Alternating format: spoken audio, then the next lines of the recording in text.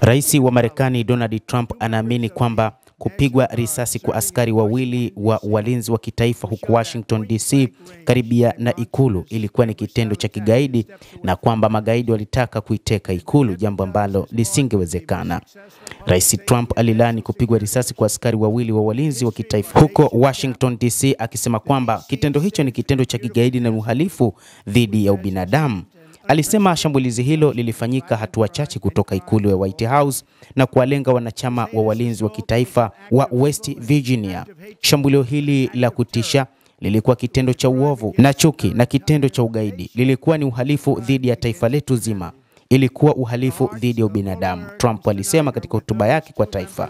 Alisema mhusika atapata adhabu kali kwa alichokifanya. Kama rais wa Marekani amedhamiria kuhakikisha kuwa mtu huyo aliyefanya unyama huo na ukatili atalipa gharama kubwa iwezekanavyo. Ninaweza kuripoti usiku wa leo kwamba kulingana na taarifa bora zaidi zilizopo, idara ya usalama wa taifa ina imani kwamba mshukiwa aliyekizuizini ni mgeni aliyeingia nchini kwetu kutoka Afghanistan. Alisafirishwa na utawala wa Biden Septemba mwaka 2021. Trump alisema juu ya wale ambao walijulikana kuhusu shambulizi hilo.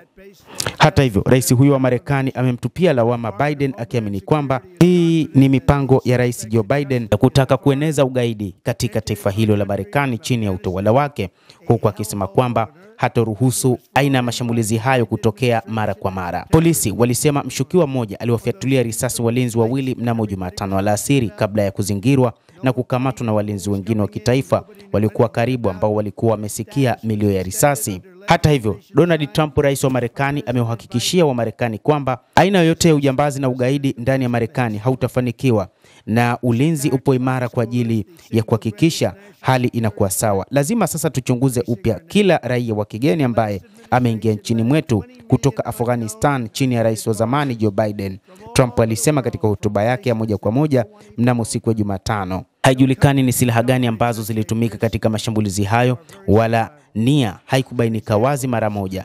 Mshukiwa huyo hakuwa akishirikiana na mamlaka, vyanzo vya kutekeleza sheria viliambia CBS mnamo Jumatano usiku.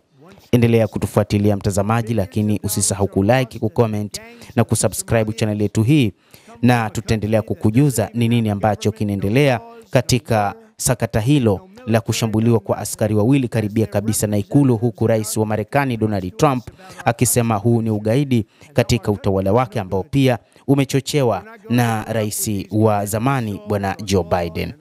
Usisahau kulike, kucomment na kusubscribe channel yetu. Mimi ni Adam.